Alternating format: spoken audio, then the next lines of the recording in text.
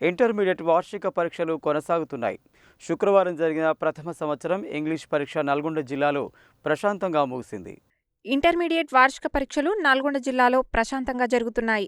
శుక్రవారం జరిగిన ప్రథమ సంవత్సరం ఇంగ్లీష్ పరీక్షకు 14,403 మంది విద్యార్థులు హాజరు కావాల్సి ఉండగా 13,827 మంది హాజరయ్యారు.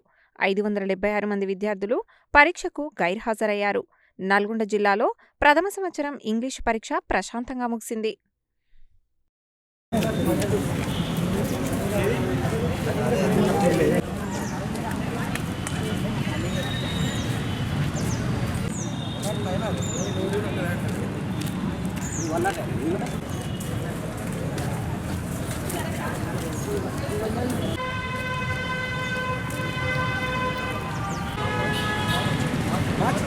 అదే